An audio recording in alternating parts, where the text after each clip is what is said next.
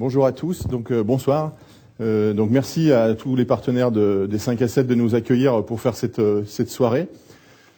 Comme l'a dit Monsieur Renucci, on va présenter différents sujets de la filière granulée, que ce soit de manière générale comme très technique. Donc au niveau général, on va voir la filière dans son ensemble, les bases, jusqu'à un certain nombre d'informations sur le marché, les informations économiques sur la filière. On va voir la fumisterie et l'installation. Je reviendrai après en troisième session pour la partie stockage. Et puis, on finira par un petit point très pratique sur la partie installation à nouveau. Voilà, je pense qu'on va attaquer tout de suite. Sur la partie chauffage de granulés, la première partie qui est générale, évidemment, on va se présenter, Propelais qui nous sommes. Les bases du chauffage de granulés, les arguments du granulé, les données de filière, nationale et internationale, et quelques points de vigilance. Tout d'abord, Propelais. Propelais France, nous sommes l'association nationale du chauffage au granulé de bois. Vous avez bien compris, il y a marqué chauffage dedans. C'est pas l'association du granulé de bois. Donc, si on dit chauffage, ça veut dire qu'on a dans nos membres, on va le voir après, des fabricants et distributeurs de granulés, évidemment, puisque c'est eux qui sont à l'origine de la création de l'association avec un chaudiériste, des distributeurs de poêles et de chaudières, des installateurs de poêles et de chaudières à granulés, évidemment, des fumistes, un fumiste qui est DINAC ici présent, et des bureaux d'études, des prescripteurs, tous les professionnels qui sont intéressés quelque part par le granulé. J'oublie un point important que j'aurais dû faire en tout début. Le Propelais Tour, c'est des soirées entre guillemets pédagogiques que l'on fait sur toute la France. L'année dernière, on en a fait une vingtaine. Cette année, on va en faire une dizaine. L'idée, c'est d'avoir dans la salle des installateurs et des prescripteurs de type bureau d'études et architectes, et puis tous ceux qui souhaitent avoir des informations sur le granulé, évidemment. Et ces soirées-là, donc 2h30, comme l'a expliqué M. Renucci, on est en partenariat, on a trois partenaires pour ces soirées-là. Donc vous l'avez compris, DINAC, fournisseur de conduits de fumée, l'AGESIC, qui va vous offrir 2 formations gratuites durant cette soirée qu'on va tirer au sort tout à l'heure. 2 personnes recevront une formation gratuite à prendre dans le catalogue qui vous a été distribué en arrivant. Et puis Qualité-NR qui nous appuie pour la partie communication. Voilà, j'avais oublié de le dire, c'est important de le dire parce que c'est pas facile de monter des soirées comme ça, et même avec tous ces partenaires, on n'y arrive pas toujours. Je pense que les 5 à 7 savent de quoi je parle. Voilà, donc Propelais 2008, créé en Rhône-Alpes, je reviens au sujet de base, donc créé en Rhône-Alpes à Chambéry, et on est toujours à Chambéry d'ailleurs, donc on n'est pas loin d'ici. Et à la base, c'était les producteurs de granulés de Rhône-Alpes et un chaudiériste, pour pas le citer, Ocophone, qui ont monté cette association, qui, dès 2009, est devenue nationale et a vu l'entrée d'un certain nombre d'acteurs majeurs de la filière. Pour la petite histoire, sur les fabricants de granulés, dans ceux qui ont des volumes significatifs, il nous en manque très peu, directement ou indirectement, puisqu'on travaille de manière très étroite avec le syndicat des producteurs de granulés de bois, qui nous finance aussi. Donc on a sur les granulés, sur les producteurs, une grosse partie du marché français. Poêles et chaudières, pareil. Chaudière, on a à peu près 80% du marché. Poêles, on est peut-être plutôt à 70%. Après, installateur, évidemment, là, vous êtes très nombreux, donc on compte plus. Et puis après, on a un certain nombre d'acteurs de la filière. Nos actions. Donc on a 4 groupes d'actions. Les premiers, c'est fédérer, structurer, animer la filière. Donc on a un peu une fédération, si on peut dire. Donc l'idée, c'est vraiment de faire que les gens se rencontrent, discutent, échangent et travaillent ensemble pour développer la filière. Un point important, la filière, elle a 10 ans, vraiment. Donc c'est tout jeune. On n'est pas comme sur le fuel qui a des dizaines d'années ou d'autres combustibles. Donc il y a vraiment besoin d'acteurs qui soient partie prenante. Et l'intérêt pour eux, c'est qu'ils vont pouvoir influencer le développement de la filière puisqu'ils sont dedans dès le départ. Donc ça, c'est un argument fort pour les faire adhérer. Ensuite, on assure le rôle d'observateur économique. Donc on va rassembler des informations économiques. Vous allez en voir quelques-unes ce soir pour la filière et puis pour les différents acteurs ou parties prenantes de la filière granulée, que ce soit directement dedans ou extérieur qui s'intéressent à la filière, comme vous, par exemple, ce soir. Améliorer la qualité. Donc la logique vraiment de Propelais, c'est de travailler dans la qualité et de faire la promotion de la qualité à tous les niveaux, que ce soit au début, au niveau du granulé, on le verra, au niveau des appareils, la qualité des appareils, que ce soit flamme verte ou l'équivalent, parce que les marques étrangères ont souvent aussi des équivalences, ou l'installation avec Qualité-NR et les équivalents. Et puis enfin, on forme et on communique. Donc communication, évidemment, c'est c'est le gros de la troupe sur ce sujet-là. On ne travaille pas en direct avec les particuliers. Pour ça, on fait appel à des relais pour les particuliers. Alors évidemment, on a notre site internet que tout particulier peut consulter. On est présent sur les salons. Ça permet de donner des informations. Mais on compte beaucoup sur les espaces info-énergie français qui vont faire le relais de nos informations. Et puis former, on a monté une formation qui s'appelle livraison de granulés en vrac. Il y en a, vous le verrez dans les catalogues, il y en a 2 séances en ce moment. Il y en a une, non, elle est passée, c'était hier chez Touvet Combustible à côté de Grenoble. Et puis la suivante, elle est dans quelques jours à Niort. Donc voilà, c'est une formation qui a été montée avec la G6 sur la livraison de granulés en vrac. Et puis on travaille les formations, on peut considérer que ces soirées-là, comme ça, c'est un peu de la formation aussi. Voilà. Les grandes actions phares, nos fiches pratiques, vous avez les principales, c'est-à-dire les fiches pratiques générales. Vous avez les 7 dans la pochette qu'on vous a remis. Je m'étendrai pas dessus, vous les regarderez tranquillement. Les fiches pratiques pro, ça concerne exclusivement les pros, c'est-à-dire c'est pas des choses qu'on diffuse au grand public, c'est des documents qui sont pas imprimés et simplement téléchargeables par les pros sur notre site. Et puis les fiches de référence, donc c'est des fiches où on met en évidence des installations qui ont été réalisées avec du granulé, que ce soit du individuel avec un poêle par exemple, ou du gros collectif avec une chaudière à granulés de taille significative de plusieurs centaines de kilowatts par exemple. Après, on va revenir dessus en long, large, en travers, l'indice des prix du granulé. Je m'étends pas dessus, c'est une action forte de Propelais. Je reviendrai dessus tout à l'heure. Dans votre pochette, vous avez aussi ce qu'on appelle le flyer argumentaire. C'est un petit document qui répond à toutes les questions qu'on se pose sur le granulé. Donc pour les installateurs, généralement, on nous en demande beaucoup parce que ça permet de répondre à un tas de questions que votre client va vous poser. Et donc ça vous évite d'en parler, ou ça vous simplifie la vie parce que vous avez un appui technique qui vient on va pas se vanter, mais on est quand même une référence sérieuse sur le marché au niveau du granulé en France. Donc ça, n'hésitez pas à nous en demander si vous en voulez. Vous avez juste les frais de port à payer. Vous pouvez le télécharger sur le site internet, il n'y a aucun problème. Le Propelais Tour, j'en ai parlé, donc ça c'est ce qu'on fait ce soir. Et puis le Propelais Event. Le Propelais Event, c'est la grand-messe de la filière granulée en France. Ça a lieu depuis 5 ans, toutes les années. La 5e édition, c'est à Chambéry cette année.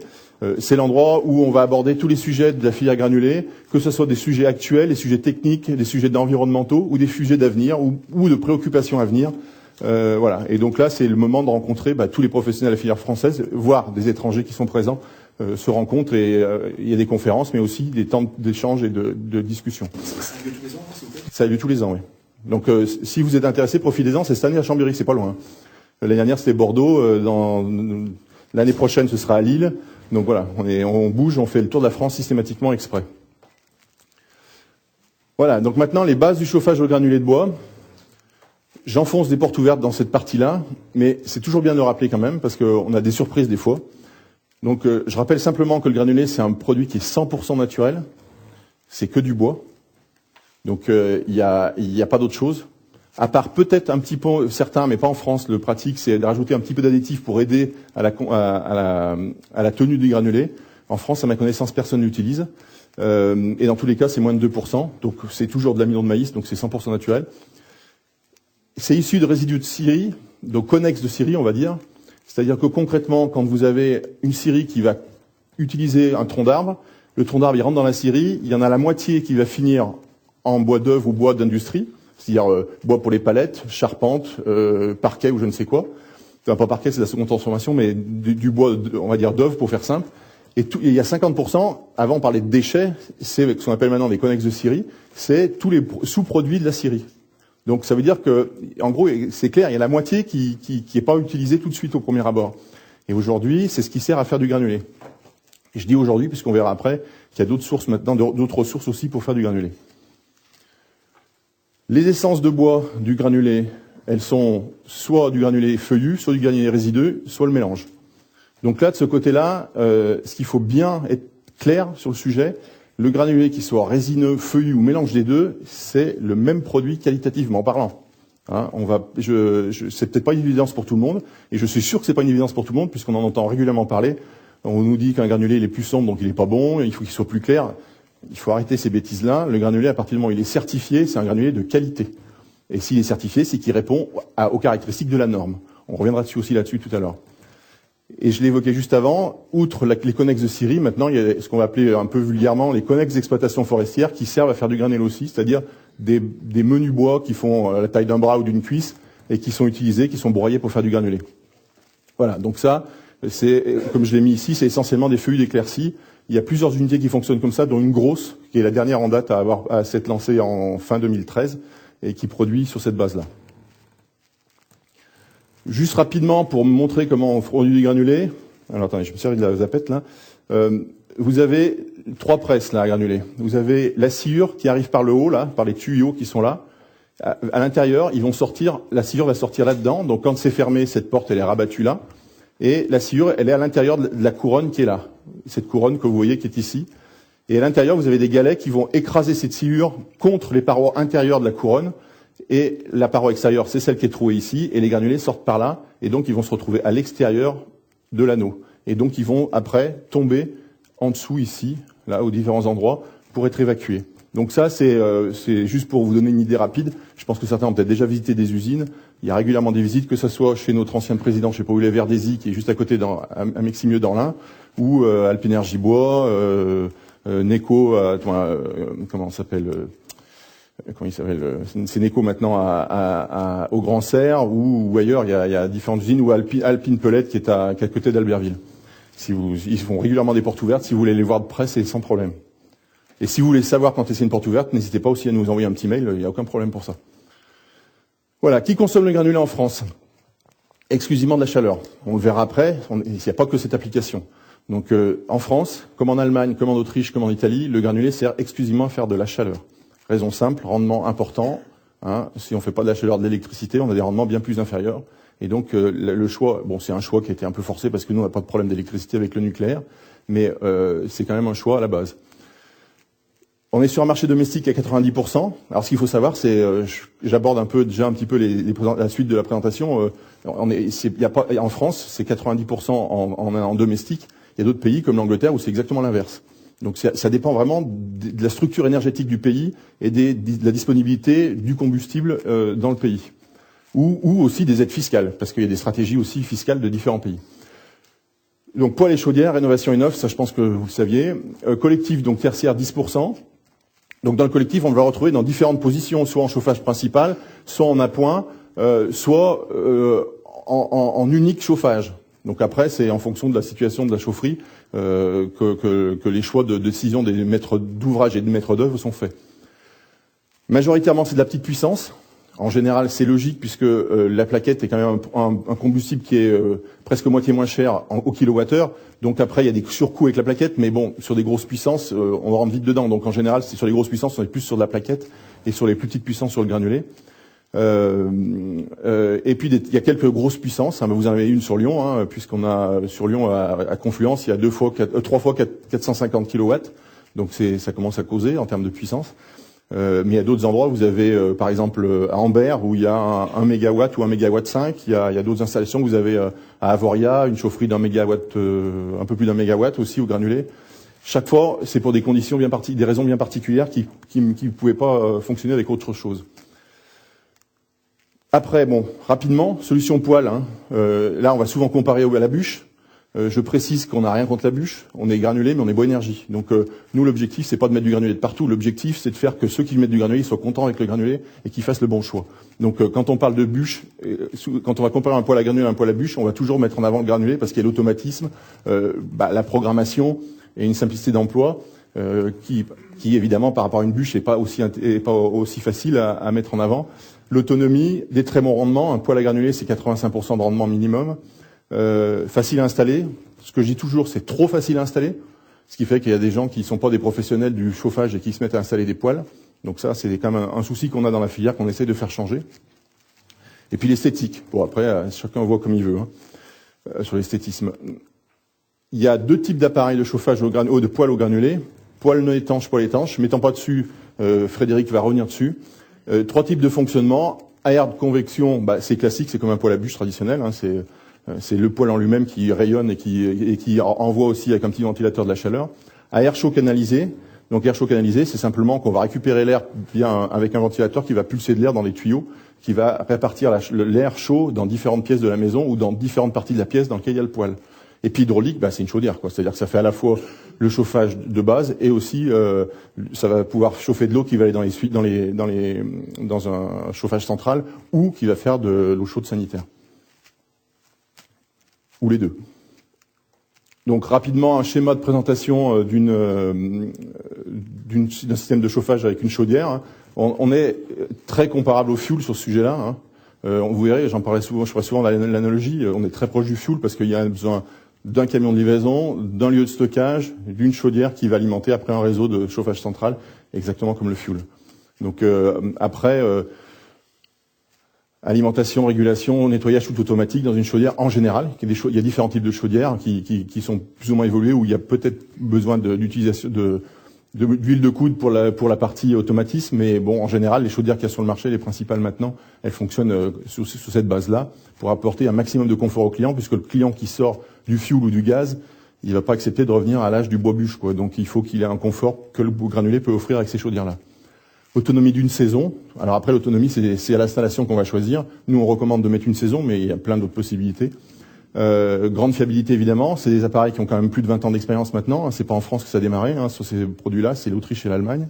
Et essentiellement l'Autriche. D'ailleurs, tous les acteurs, les gros acteurs français présents sur le marché français, c'est tous des Autrichiens, sauf une ou deux exceptions. Un rendement très élevé, plus de 90% pour la chaudière. Poêle 85, chaudière 90. Bon, la plupart des chaudières maintenant sont au-delà de 90% de rendement. Et avec les condensations, on dépasse même les 100%. Et puis, espace de stockage optimisé. Alors, ça fait sourire souvent, parce qu'on nous dit toujours, le granulé, son gros problème, c'est le stockage. Non, c'est pas un problème, le stockage. C'est comme du fuel, quoi. Le fuel, il faut une cuve. Le propane, il faut une cuve. Le granulé, il faut une cuve. Voilà. Bon, c'est pas pire, c'est pas mieux, c'est pareil. Donc après, c'est sûr, quand vous avez une installation chauffage fuel avec une cuve et que vous enlevez pas la cuve, il faut retrouver un autre endroit pour stocker. Mais foncièrement, c'est le même principe, quoi. Pourquoi optimiser alors ? Parce que c'est pour dire qu'on n'est pas, c'est pour vous faire réagir justement, c'est pour dire qu'on n'est pas sur une logique d'avoir 10 mètres cubes pour une maison qui se chauffe avec une chaudière à 12 ou 15 kilowatts, quoi. On est sur une logique, c'est juste pour préciser ce point-là, c'est-à-dire pour expliquer que on n'est pas sur du volumineux, on est sur comme un autre combustible de type gaz ou gaz propane ou fuel. Alors j'ai pas précisé, vous faites bien de m'interrompre. Si vous avez des questions, j'y répondrai ou alors je vous dirai de patienter, vous m'excuserez parce que après je le traite dans la suite. Mais n'hésitez pas à intervenir parce que je suis assez bavard. Faites comme monsieur, coupez la parole parce que sinon vous y arriverez pas. J'avais pas fini d'arrêter en tout cas. On verra. J'ai du répondant. Comment s'approvisionner en granulé? Donc en sac, c'est le classique, c'est ce qu'on voit de partout maintenant, sur palette livré chez soi ou vous allez chercher par quelques sacs chez le professionnel de la distribution de granulés ou à la grande distribution. En big bag aussi. Alors le big bag en général, c'est pas tellement utilisé pour le client final, c'est plutôt utilisé en intermédiaire pour les distributeurs de granulés en vrac qui n'ont pas de stylo de stockage. Mais ça peut être utilisé chez un particulier, sachant que c'est un peu compliqué. Un gros big bag d'1 tonne, c'est la photo que vous avez en bas à gauche. À manipuler, c'est pas simple. À divider, c'est pas simple non plus. Voilà. Puis après, il y a des différentes entreprises qui ont proposé des solutions de stockage simples qui sont amenées par un professionnel de type, c'est sous forme de palette généralement. C'est ce qu'on voit au milieu, la palette box ou à droite les palettes modules qui permettent d'avoir de la souplesse. Il y en a d'autres encore, j'ai pas tout mis, mais si certains sont allés au Bois Énergie à Nantes cette année ou l'année dernière à Saint-Étienne, il y a pas mal de solutions de stockage adaptées, notamment quand on ne peut pas transporter des sacs de 15 kilos. Après, comment s'approvisionner en granulés en vrac pour une chaudière? Bon, là, c'est fuel. C'est exactement pareil. Vous avez un stockage principal avec un camion qui vient récupérer, faire le plein et qui va livrer avec un tuyau qui va remplir un silo chez le client avec une pesée embarquée pour la plupart maintenant qui va vous permettre d'avoir une précision à 5 ou 10 kilos près, peut-être plutôt 10 kilos. Il y en a certains à 5, mais globalement, c'est plutôt 10 kilos près. Donc, on arrive à une logique de confiance qu'il n'y avait pas avant, puisqu'avant, c'est pas qu'il n'y avait pas de confiance avant, mais c'était plus délicat, puisqu'avant, on avait souvent des camions à caisson. Et donc, le client, il fallait qu'il fasse confiance à 100% à son installateur, à son distributeur. Alors que là, maintenant, il a une facture avec le poids exact à 10 kilos près, comme, encore une fois, le fuel. Alors maintenant, on va rentrer dans un sujet qui va sûrement, j'espère, vous intéresser, c'est les arguments du granulé. Bon, c'est du bois, c'est écologique. Alors, premier point, et je crois que c'est cher au 5A7 de l'éco-construction, c'est l'impact environnemental. Donc là, on parle de gaz à effet de serre. Donc, c'est pas nous qui l'avons fait, ça, c'est l'ADEME. Donc, c'est pas la filière granulée qui s'est amusée à vanter les mérites de son produit. vous avez, c'est en grammes d'équivalent CO2 par unité d'énergie. Donc, vous voyez le granulé où il est. Alors, il faut parler d'une petite chose. On est à 7 avec le granulé. C'est dans le cas où on considère que la matière première qui sert à faire le granulé, on lui affecte pas de bilan carbone. C'est-à-dire qu'on considère que le bilan carbone est neutre puisque c'est entre guillemets, attention, entre guillemets, un déchet. Si vous êtes sur une logique de dire ah ben attendez, il faut quand même couper l'arbre, il faut le broyer ou le scier ou je ne sais quoi, et l'amener après, amener le produit chez le granulateur pour qu'il le travaille. Si on part sur ce postulat-là, on n'est plus à 7, mais on est à 16. Donc ça fait plus que doubler, mais bon, je pense que je veux pas, par rapport au premier plus proche, c'est l'électricité qui est à 180, il n'y a pas photo quoi. Je veux dire, donc là, c'est au niveau gaz à effet de serre. Ça c'est le granulé, la plaquette c'est pareil, la bûche c'est pareil. Je veux dire, on est peut-être la plaquette est un peu moins et la bûche un peu moins, mais globalement on est dans les mêmes ordres de grandeur par rapport aux autres énergies qui sont vraiment assez coûteuses en gaz à effet de serre.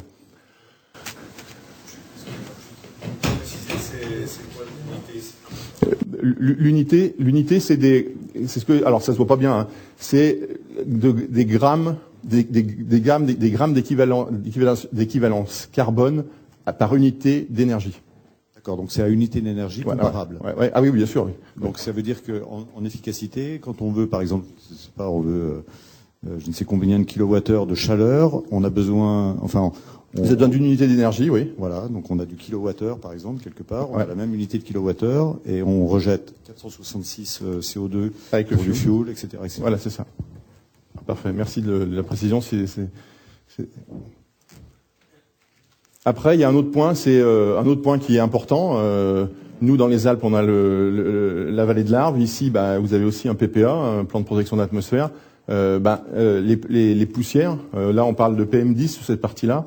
Donc, je pense que vous êtes tous au courant quand même que pour qu'il y ait le moins d'émissions de particules lorsqu'il y a une combustion, il faut que la combustion soit le plus parfait possible, ce qui veut dire un combustible de qualité, une installation de qualité, un appareil de qualité et une alimentation de qualité.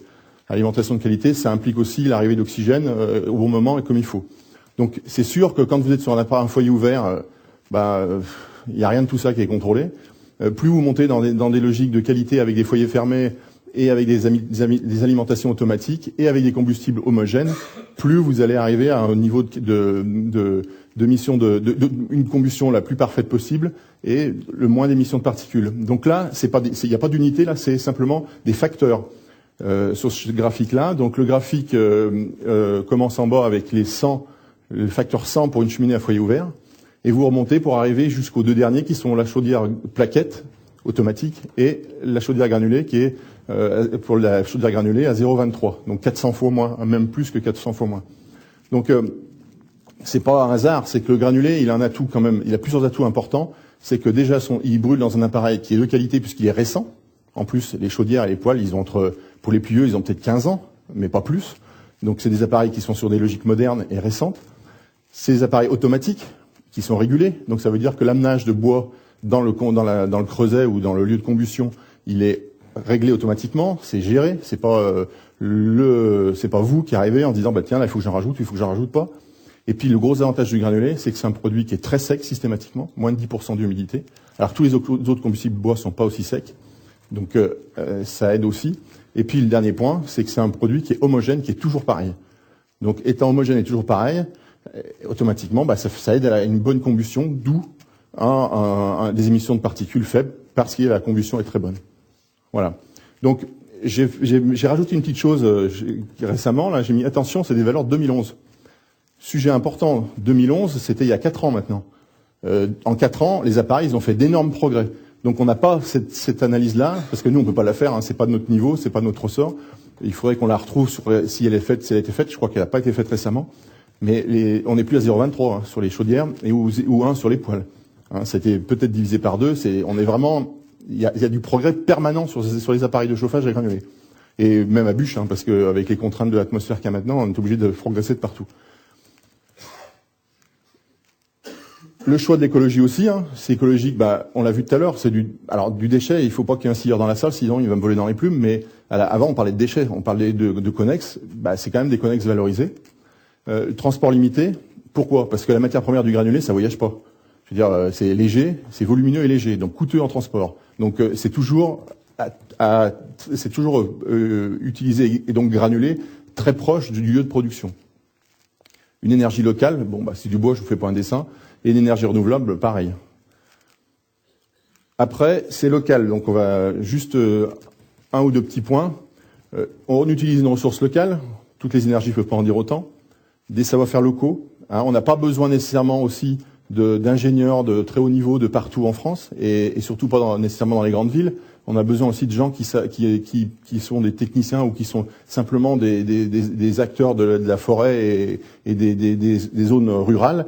Donc le bois et le granulé en particulier sont très importantes pour ça. Et puis accessoirement l'indépendance énergétique. Cette année, en 2014, on a approché le 1 million de tonnes de consommation. Concrètement, ça veut dire qu'on n'a pas importé 500 000 mètres cubes de fuel, accessoirement. Je veux dire, si on était encore plus, ce serait encore mieux. Mais je veux dire, c'est quand même un point concret. C'est-à-dire que la balance commerciale française, elle n'est pas pénalisée par ça, puisque c'est des produits qui sont faits en France. Performant. Donc, je l'ai évoqué rapidement tout à l'heure. Le granulé, c'est un pouvoir calorifique important, puisqu'il y a une densité énergétique importante dans le granulé. C'est pas la densité énergétique du charbon, mais on est la densité énergétique la plus importante dans les combustibles bois. Des appareils toujours performants, donc on l'a évoqué, des rendements importants, des émissions faibles, et puis une progression continue du travail des constructeurs d'appareils pour arriver à des meilleurs rendements encore et des meilleurs rendements de manière générale. Après, il y a aussi la qualité du granulé. Donc ce que je mets là, c'est 97% de la production française est certifiée. Alors, qu'est-ce que c'est qu'une certification? On entend parler de normes DIN+, de normes NF. Non. Il faut bien comprendre comment ça fonctionne. Comme dans tout métier, vous avez des normes. Et dans le granulé, il y en a une, c'est une norme qui est maintenant ISO, donc internationale, qui définit les caractéristiques du granulé, qui va dire, le granulé, pour qu'il soit utilisé correctement dans un poêle ou une chaudière, il faut qu'il soit de telle dimension, qu'il ait telle masse volumique, tel pouvoir calorifique, tel taux de cendre, et ainsi de suite. Donc, je ne vais pas faire le détail de tout.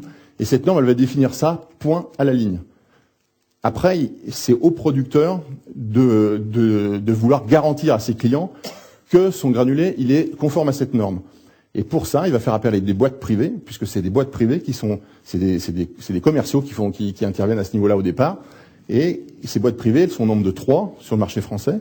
Il y a l'AFNOR, alors on va croire que c'est pas privé, mais c'est quand même privé quelque part, et surtout le FCBA qui s'en occupe, qui gère ça, qui s'occupe de la certification NF. Vous avez DIN+, avec là pour le coup c'est vraiment une boîte privée, c'est DIN Certco en Allemagne, qui elle gère la DIN+, qui était la première certification qui arrivait sur le marché, d'où sa renommée actuellement. Et puis vous avez l'EN+, qui est géré par une association européenne des associations comme Propolet, qui a lancé cette certification il y a 3 ans, 4 ans maintenant.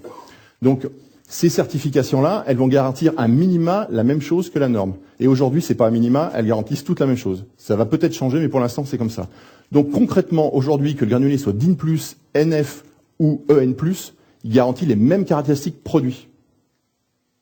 J'insiste lourdement là-dessus, parce qu'on a beaucoup de gens qui disent « Moi, mon granulé est DIN+, il est meilleur que celui qui est EN+, ou il est meilleur que celui qui est NF », et vice-versa. Chacun va vendre sa sauce. Donc ça, c'est important de le savoir. Quand vous avez du granulé, à partir du moment qu'il est certifié, il est de qualité et il garantit les mêmes caractéristiques. Alors après, il peut fluctuer au sein de ces caractéristiques, mais c'est pas propre à la certification, puisque la certification elle va garantir des tolérances. Donc après, on peut être sur le haut de la tolérance, le milieu ou le bas, suivant les critères et suivant les produits. Mais à la base, c'est le même produit au niveau qualitatif. Voilà, j'espère que vous l'avez bien intégré, parce que c'est un point important sur la filière aujourd'hui, et il y a d'autres sujets sur lesquels il faut se battre avant d'aller se battre sur ce genre de sujet. Confortable. On l'a vu, automatisme et autonome, qualité de l'air et une source de chaleur naturelle. Et un petit point qui est important quand même, déjà le granulé c'est une énergie à part entière, je reviendrai dessus tout à l'heure. C'est du bois, oui, mais c'est une énergie. Des producteurs bien répartis, vous avez la carte des producteurs en France, qui sont répartis sur le territoire. Là, c'est une carte qu'on a fait en 2013, avec en orange les productions de 2013 et en jaune les productions prévues pour 2015. Donc, il y en a d'autres qui arrivent en cours, là. Il y en a 2-3 qui sont en cours d'installation aussi. Donc, vous avez des producteurs de granulés un peu partout en France. Mais à la limite, ils seraient tous dans le sud-ouest ou je ne sais où, ça changerait pas grand-chose parce que c'est pas le producteur qui va faire le marché, c'est la vente d'appareils sur un lieu et la présence de distributeurs de granulés, en particulier pour les chaudières, qui sont les critères à retenir de manière importante. Et là, c'est là qu'il faut le voir. Les sacs, vous en avez de partout, chez des professionnels de l'énergie, comme dans la grande distribution. Je pense que vous l'avez vu cet hiver, vous allez dans un casto ou dans une grande surface alimentaire, vous avez maintenant du sac de granulés. Et puis, vous avez des camions de livraison en vrac. Aujourd'hui, sur la France, il y a à peu près 130 camions qui tournent.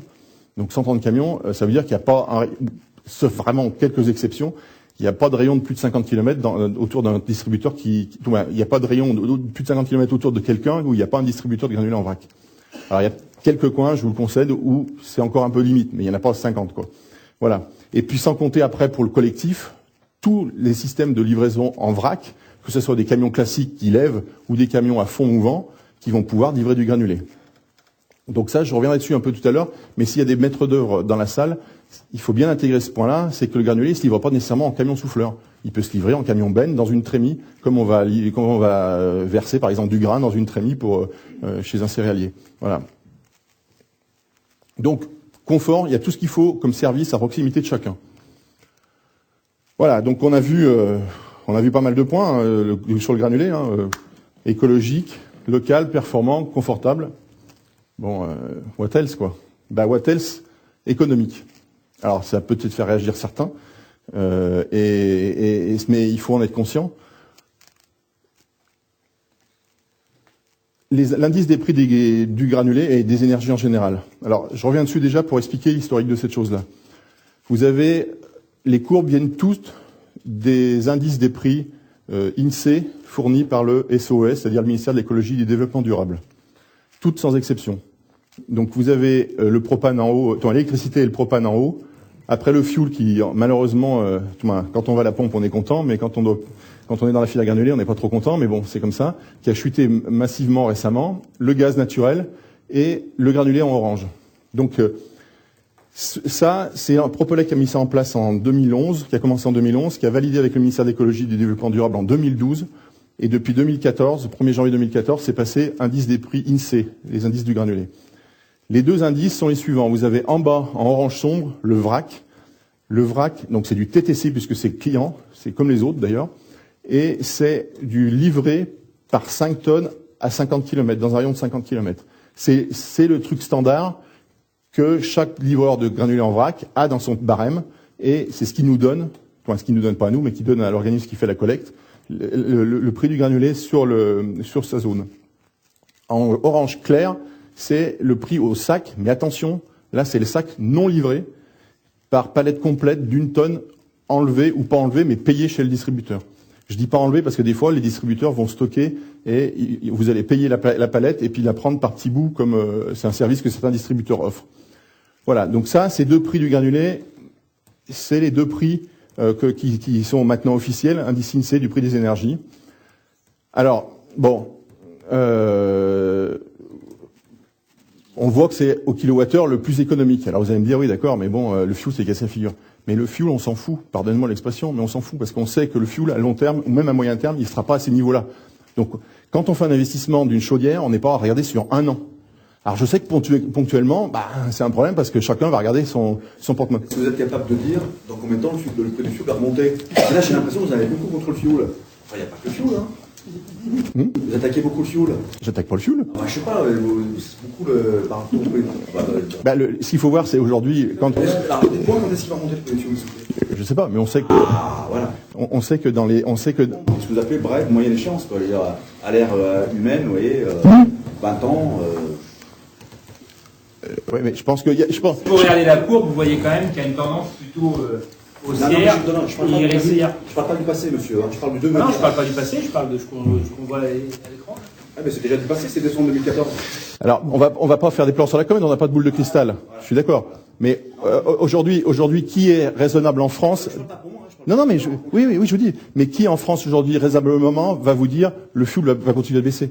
Je veux dire, bon, on va pas rentrer dans ces débats-là parce qu'on n'en sait rien. Mais pour discuter régulièrement avec les fuelistes, voire des très gros fuelistes, tout le monde le sait. Le fuel, il va remonter. Et on parle du fuel parce que c'est un produit qui est très comparable. Le fioul ou du gaz, les énergies fossiles. Ouais, mais la base des prix, c'est par rapport au fuel. Toujours, on prendra toujours le gaz par rapport au fuel. Exact. Voilà, c'est pour ça qu'on parle toujours de fuel. Et puis nous, on parle aussi, merci de...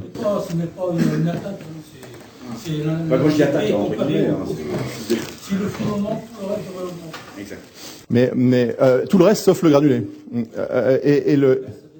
Et le fuel, donc pourquoi on parle du fuel aussi? Parce que c'est, quand vous êtes vendeur de chaudière, vous savez que c'est le combustible qui est le plus remplacé par le granulé.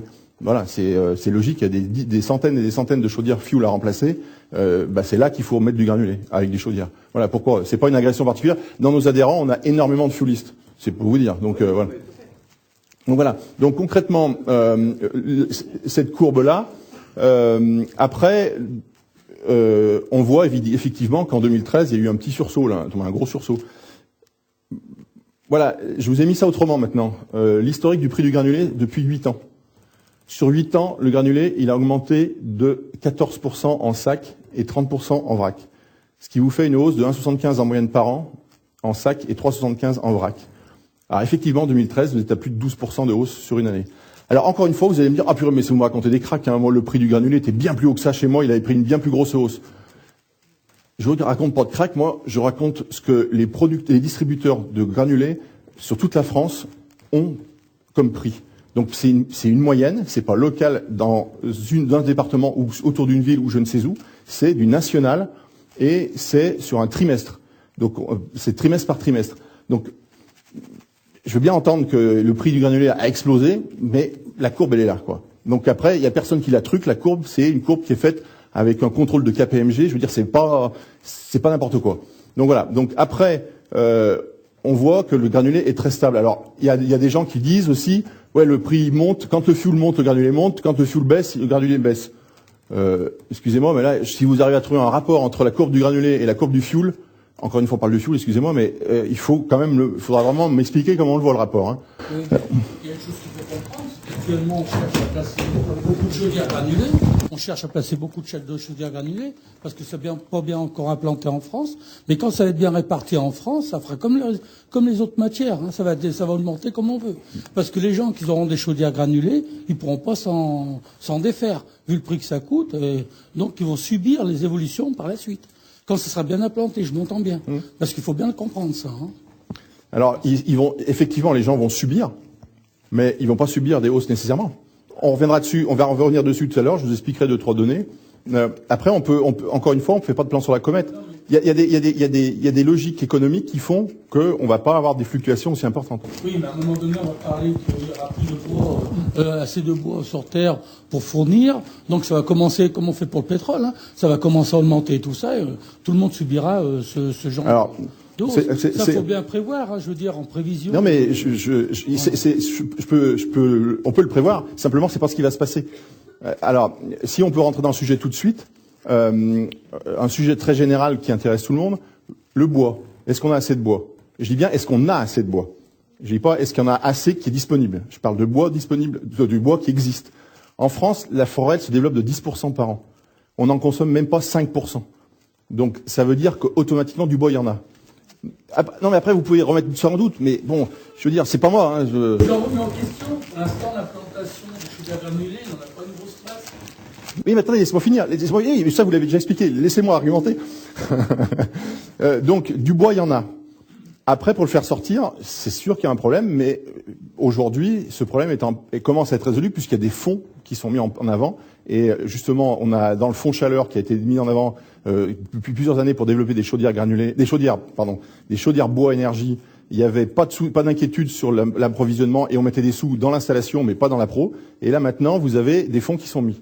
Premièrement. Deuxièmement, on sait aussi que la consommation, et ça c'est les prévisions qui ont été données par le gouvernement et qui sont suivies, par l'État et qui sont suivies actuellement, qu'on consommera pas plus de bois dans l'avenir, on consommera moins de bois par unité, mais au global, on aura plus de gens qui seront équipés puisqu'on aura une amélioration des conditions d'isolation des maisons, une amélioration de l'efficacité énergétique des appareils.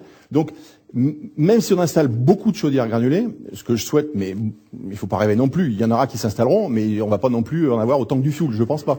Donc on aura besoin de moins d'énergie, donc du bois, il y en aura besoin de plus parce qu'il y en a plus qui s'installent, mais au global, pas plus.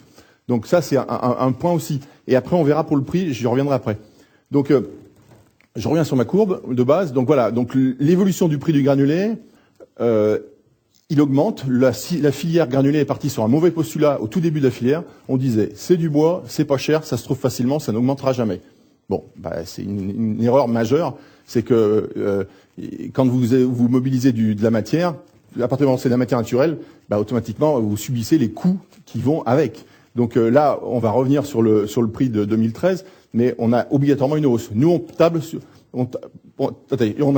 sur une hausse environ de 3% par an sur le long terme. Oui, monsieur. Je voulais savoir, le granulé bois, à quelle taxe il est soumis?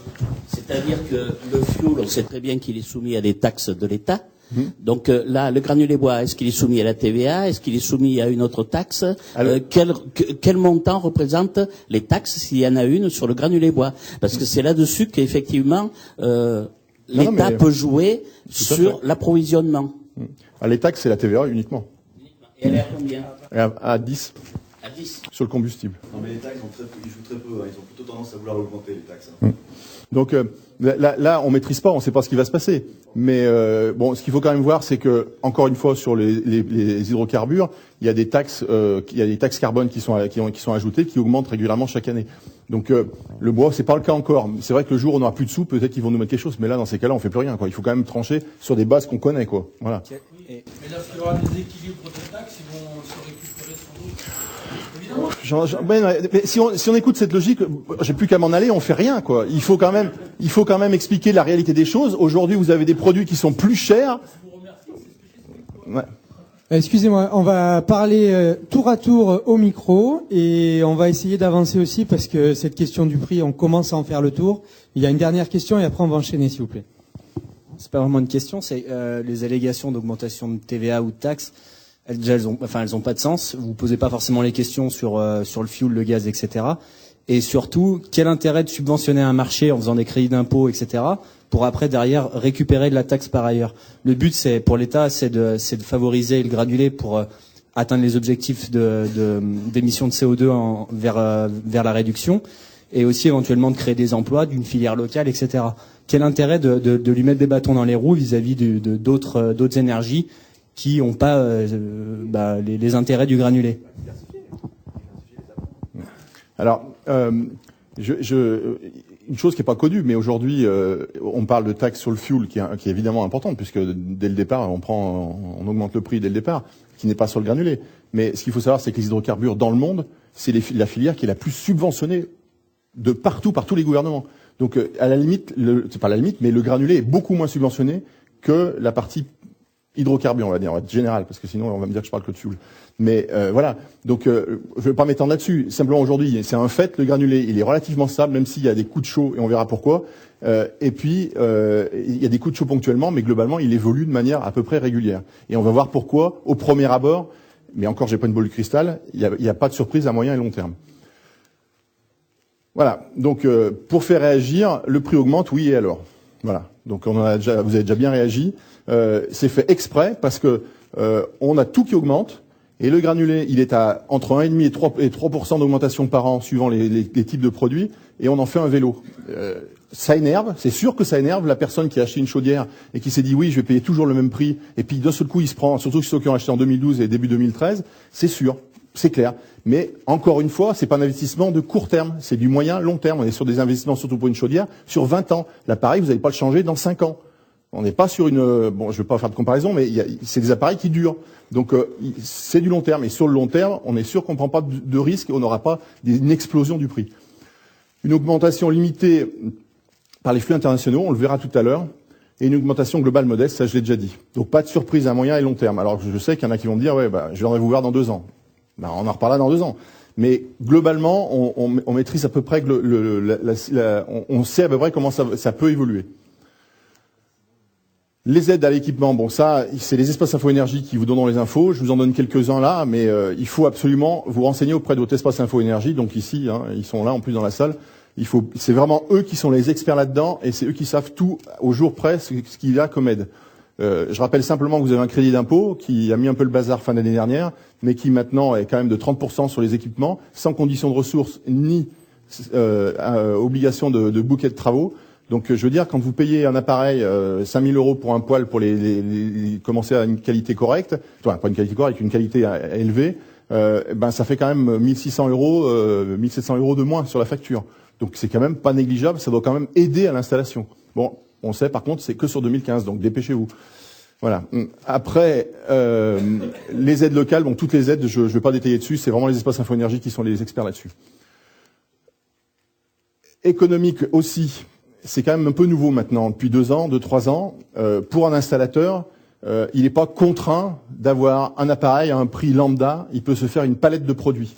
Donc sur les appareils de chauffage, un poêle où ça fluctue de 900 à, j'ai mis 9000 histoire de sur les 9, mais ça peut être 10 000, ça peut être plus. Après, vous pouvez faire votre palette de produits pour satisfaire tous vos clients. Les chaudières, c'est pareil, même combat. Vous pouvez avoir 2 marques, même 3, personne n'empêche. Après, évidemment, ça va pas être la même chose. Sur une chaudière à 5000, il va falloir mettre un peu d'huile de coude pour descendrer, par exemple, alors que sur une chaudière à 10 000, il n'y a rien à faire. Il n'y a même pas d'entretien sur 1 an. Donc, même pas de descendrage. C'est vraiment, après, vous avez une possibilité d'adapter l'appareil que vous allez vendre à, entre guillemets, la bourse et la volonté d'intervention du client.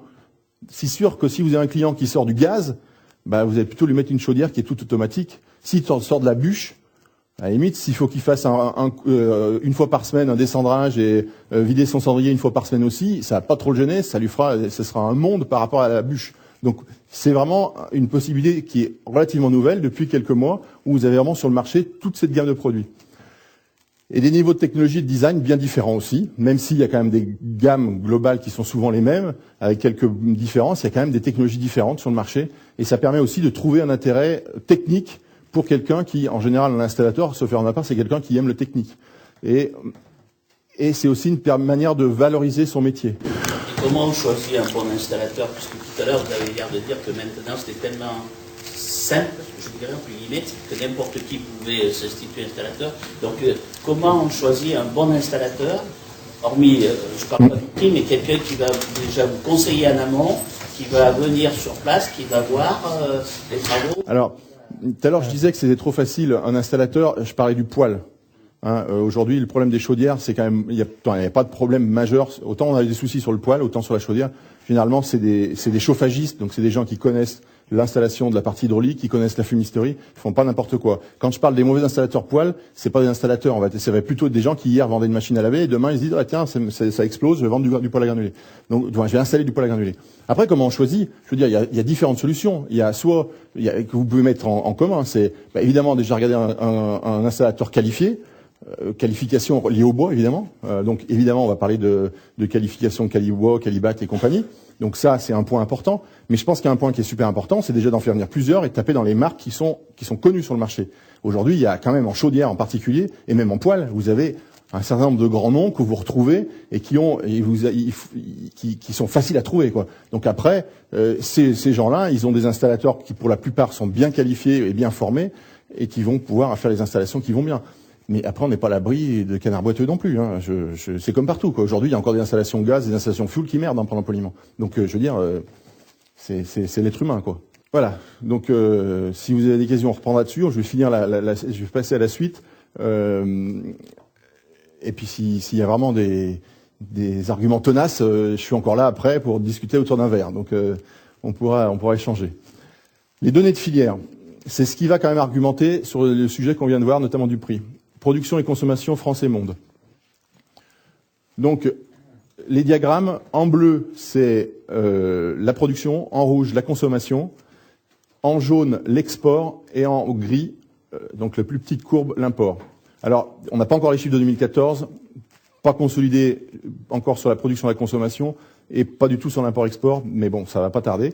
Donc, globalement, ce qu'il faut retenir de ça, c'est que vous voyez qu'on a une production qui augmente régulièrement de 20 à 30% par an. 2014, peut-être un peu moins, mais globalement, on est sur ces eaux-là. Et on a systématiquement une production qui est supérieure à la consommation. Donc, c'est pour casser aussi une idée reçue. Ce que je cite tout le temps, c'est qu'en 2013, j'ai eu quelqu'un du ministère de l'Agriculture au téléphone qui me disait de toute façon, le granulé, on s'en fout, ça ne nous intéresse pas, tout est produit à l'étranger et importé en France. Bon, bah là, on est obligé d'expliquer que c'est pas vraiment ça, quoi. Donc, c'est quelque chose quand même à retenir. Les producteurs de granulés, ils ont encore de la capacité sous le pied, et les 1,4 million, 1,5 million de 2016, ils en auront encore en 2016. Donc, aujourd'hui, ils adaptent leur volume de production au marché, et en particulier à ce qu'on verra après, les installations de poêles et de chaudières.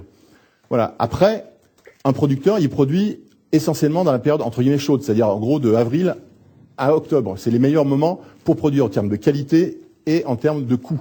Donc automatiquement, il va commencer à avoir du stock dès le début de l'année. Et ce stock, en France encore, on n'a pas encore l'habitude d'approvisionner suffisamment tôt, que ce soit les distributeurs ou les clients finaux, et tout est lié. Donc il va exporter. Donc vous avez beaucoup de granulés qui partent en Italie, quelles que soient les années. Bon, cette année un peu moins, parce que l'Italie, elle est comme nous, il fait pas froid, donc ils en consomment pas beaucoup. Mais globalement, on le verra après, l'Italie est un très gros consommateur, et c'est la cible prioritaire, pour pas dire la seule, des producteurs français. Donc ça permet de sortir du granulé. Et après, en fonction de la saison, il faut réimporter en rapport. Voilà. Donc on se retrouve avec toujours un petit écart supérieur de production par rapport à la consommation, mais avec de l'import-export. Et c'est très bien pour le marché parce que ça permet d'amener de la fluidité et de la disponibilité de granulés quand il faut. Les ventes d'appareils. Donc en bleu, les poêles, en rouge, les chaudières. Alors les chaudières, elles paraissent vraiment flagada. Non, elles ont les mêmes taux de croissance que les poêles, sauf que quand on les met sur la même courbe, elles sont un peu écrasées parce que ça représente 10% du nombre d'appareils installés. Mais ça représente quand même un tiers de la consommation de granulés. Donc les chiffres de vente d'appareils ne sont pas consolidés sur 2014, mais on a à peu près une petite idée. Et on pense par exemple sur les poêles qu'on est à 80 000 contre 94 000 en 2013. Alors, il y a un petit trait jaune qui est important parce que 2013, c'est une année exceptionnelle à tous les niveaux. Et qui a vu un nombre d'installations, il y avait plus 65% d'installations de poêles en 2013 par rapport à l'année précédente. Donc c'est assez exceptionnel. Et si on suit plus ou moins la tendance qu'il y avait dès le départ, on tombe sur le volume de cette année, de 2014. Donc c'est un peu tiré par les cheveux, vous me direz, mais l'idée, c'est quand même de montrer, et tous les pays ont fait le même constat, c'est de voir que 2013 c'est une année exceptionnelle, et si on continue sur la courbe normale ou plus ou moins normale qui était prise en 2012-2011, on arrive sur des volumes qui sont à peu près ceux de l'année 2014. Malgré la difficulté de vendre des appareils en 2014, parce qu'il n'y a pas eu d'hiver, on le verra après. Donc, un petit point sur la situation 2013-2014. 2013, encore une fois, année exceptionnelle pour différentes raisons. Coup de froid. 2013, je vous rappelle quand même que en avril et mai, on se chauffait encore normalement, plus que maintenant. Donc, si vous avez bien noté ce que je vais expliquer, les producteurs, eux, dès avril, ils sont en train de produire pour la saison d'après. Donc là, cette année-là, 2013, ils n'ont pas pu produire pour la saison d'après. En mai, ils n'ont pas pu produire pour la saison d'après. Ils produisaient pour la saison qui était en cours. Donc ça veut dire qu'ils n'ont pas perdu 2 mois de production dans l'année. Ils ont perdu, 1 mois, parce que ce qui a été engrangé en stock en début d'année pour finir la saison, ça a servi pour la saison d'après. Mais globalement, et c'est ce qu'on a constaté, ils ont couru après pendant toute l'année, ils avaient 4 à 6 semaines de retard systématiquement. Donc ça, c'est un point qui a fait, et il faut être très honnête, qui a fait que les prix se sont raffermis à ce moment-là. Ça a permis de retrouver de la marge pour certains, ou de trouver de la marge pour certains acteurs de la filière. Il y en a qui en ont abusé, on ne peut pas l'éviter, mais globalement, c'est ça. Et donc, ce coup de chaud pour la disponibilité du granulé. Et à ce moment-là, dans tous les pays du monde, enfin pas du monde, d'Europe, c'était la même situation. Il n'y avait pas de granulé et les producteurs y ramaient. Mais je voudrais quand même insister sur un point, c'est que, à notre connaissance, il n'y a pas eu un utilisateur final qui n'a pas eu son granulé en 2013. Donc, il y a des distributeurs qui n'ont pas eu de granulé, il y a des installateurs qui vendaient du granulé qui n'ont pas eu de granulé, ça c'est sûr. Mais des utilisateurs finaux, ils ont tous eu du granulé. Alors, avec un peu de retard, c'est sûr, mais ils en ont eu. Et un petit point qui n'est pas évoqué là, en 2013, vous avez beaucoup de gens aussi qui ont surstocké. En voyant la situation, ils ont acheté plus de granulés que ce qu'ils consommaient habituellement. Donc ça a contribué aussi à compliquer la chose pour les autres qui n'avaient pas encore acheté. Et 2013 a eu quand même une très grosse vertu, c'est de structurer la filière granulée au niveau de la partie distribution. Avant 2013, vous étiez producteur de granulés, vous livriez au même prix et avec des quantités bien différentes, au même prix, un producteur, et avec les mêmes délais, un consommateur, un distributeur plutôt, qui consommait peut-être 2000 tonnes par an de granulés, qu'un distributeur qui consommait 2 camions, c'est-à-dire 50 tonnes. Ça, c'est pas normal. Une filière organisée, elle fonctionne pas comme ça. Donc, il faut adapter le prix au volume et la disponibilité au volume aussi. Et donc cette période-là a obligé les producteurs à adapter et à structurer leur réseau de distribution.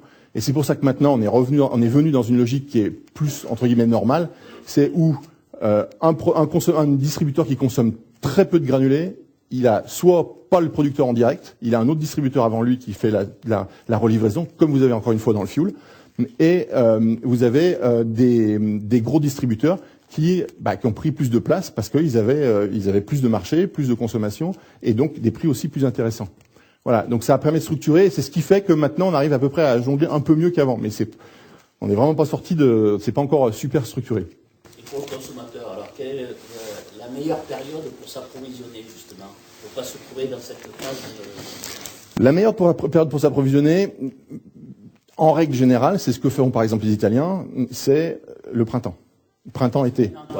C'est à partir de maintenant. Quand on a presque fini de se chauffer, donc on a consommé. C'est pas pour les mêmes. Pas attendre la prochaine saison de froid pour dire au mois de septembre ou octobre.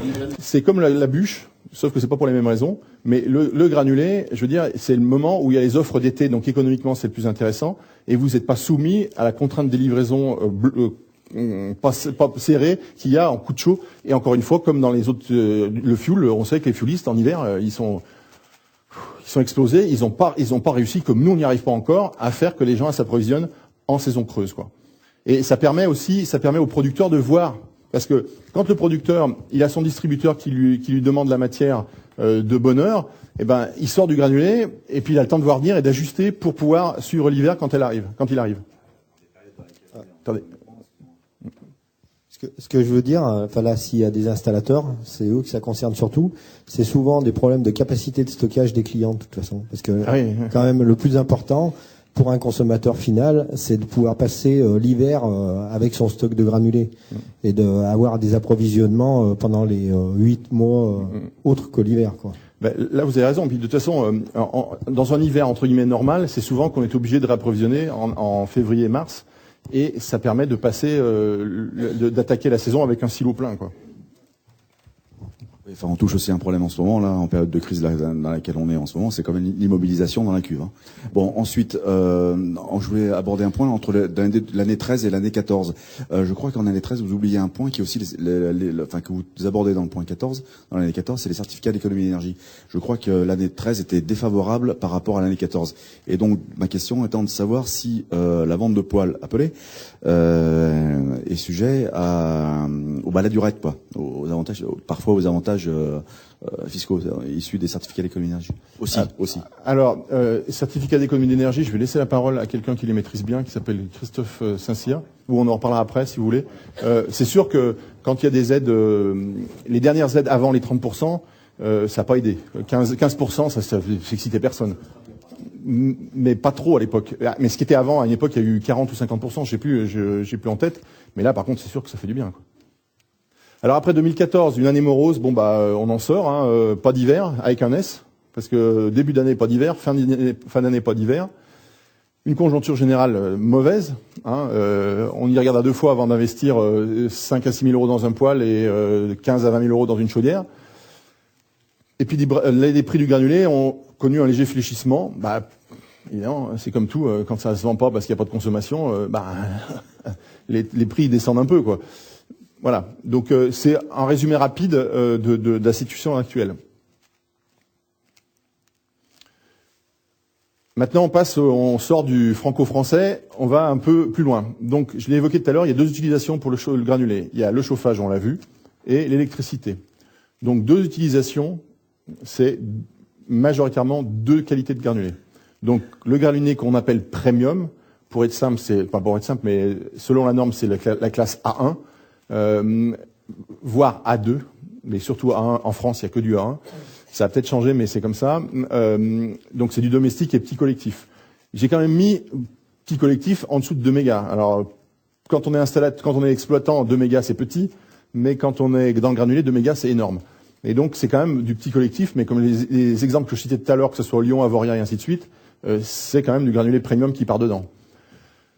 Les granulés industriels, donc ça, les granulés industriels, c'est soit sous la très grosse chaufferie collective. Bon, en France, à ma connaissance, il n'y en a pas. Soit pour l'électrique, et en France non plus, il n'y en a pas. Quelques pays européens au niveau de leur consommation de granulés. Électricité en orange, chaleur en bleu. Donc je l'ai évoqué tout à l'heure, Autriche, Italie, Allemagne, France, on est 100% chauffage. Danemark et Suède, c'est 50-50. Et à côté de ça, vous avez le Benelux et l'Angleterre qui consomment du granulé pour faire de l'électricité. Alors, c'est la volonté de remplacer le charbon qui fait du gaz à effet de serre par du bois qui ne fait pas de gaz à effet de serre. Donc voilà, c'est simplement une manière de verdir leur production d'électricité. Je m'étendrai pas là-dessus, nous on n'en a pas besoin parce qu'on a le nucléaire, mais il y a d'autres pays qui en ont besoin. Donc voilà. Après, il y a aussi le problème des rendements, mais voilà, donc c'est simple, c'est juste pour faire une description, pour voir. Après, vous voyez les gros consommateurs aussi. Hein. Une fois que vous avez enlevé l'Italie et l'Angleterre, ça fait quand même un sacré trou dans la consommation de granulés en Europe, sachant que ça, c'est des chiffres de 2013. 2014, l'Angleterre a dépassé les 5 millions et l'Italie était à plus de 3,5 millions. Une vue globale au niveau international. On voit clairement que le granulé il est consommé en Europe. Donc, vous voyez, les États-Unis, ils en consomment. Enfin, l'Amérique du Nord, plutôt, en consomme. Donc, États-Unis, Canada. Mais ça évolue pas trop dans le temps, entre 2013 et 2020. L'Asie se réveille pour une raison identique à l'Angleterre. C'est que leurs centrales charbon, ils veulent les passer, ou les mixer avec du granulé, donc du bois. Donc, c'est pour ça qu'ils passent de 1 à 7 en l'espace de 7 ans. Sachant qu'en Japon, il y a peut-être l'effet Fukushima aussi qui joue. Mais cette tendance était déjà partie avant la catastrophe. Et en Europe, on voit qu'on double. Donc on va voir un peu, je sais plus si j'ai après. Non.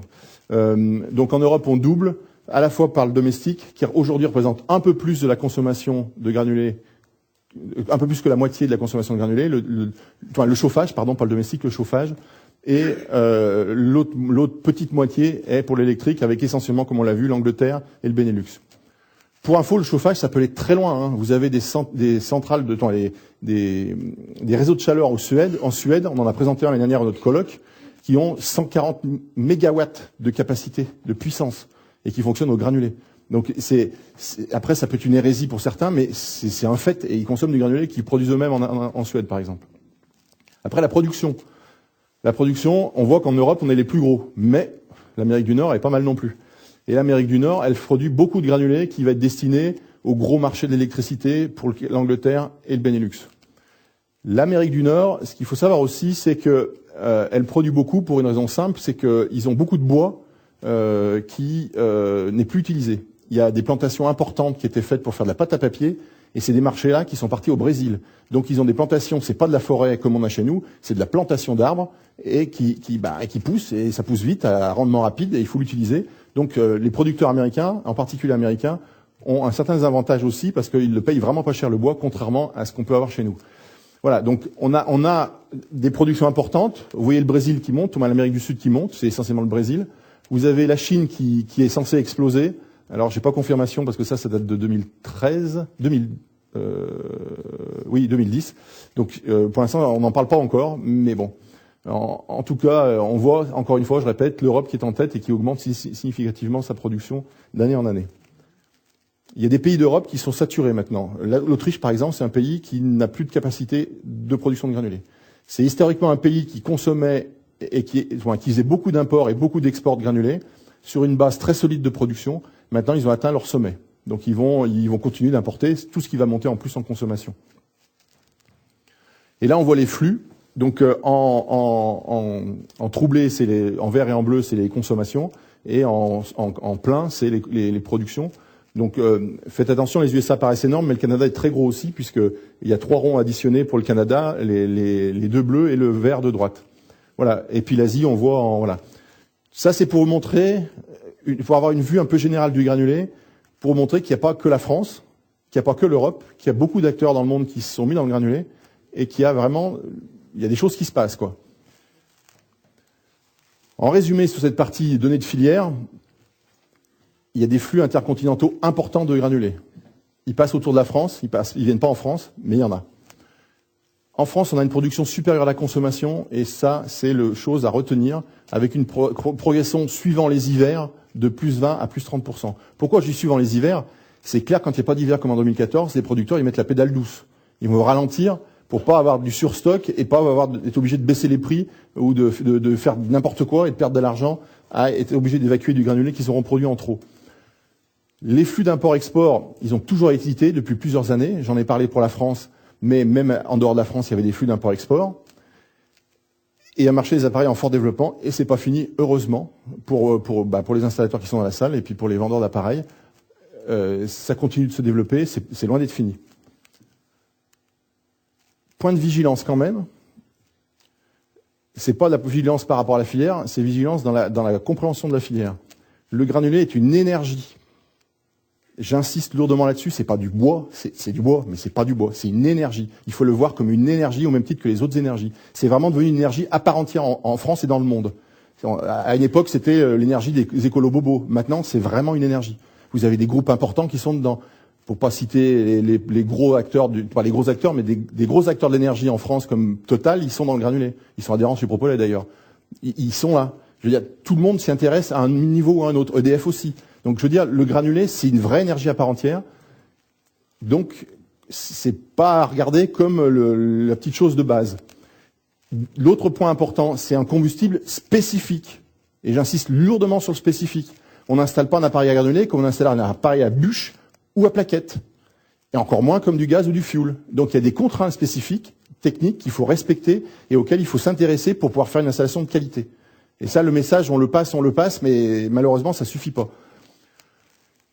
Et ça arrive au point suivant, qui est le chauffage au granulé. C'est un chauffage qui est encore récent, qui a 10 ans. Hein, on n'est pas parfait, on est jeune. Donc il y a besoin de connaissances et de techniques. Et cette technique-là, si on l'a pas, il faut pas l'inventer. Il faut aller la chercher. Parce que l'inventer, ça peut être très dangereux. Le gaz aujourd'hui, il est super contrôlé, super vérifié, parce que c'est un combustible qui, si on fait pas attention, peut être dangereux. Ben, le bois, le granulé, c'est pareil. Donc on va pas faire des installations de fumisterie n'importe comment parce qu'il faut faire vite et puis de toute façon ça s'évacuera toujours. Non, il y a des risques et il y a des contraintes à respecter pour faire une installation de qualité et que les gens soient contents derrière. Je crois que j'ai fini sur cette partie-là.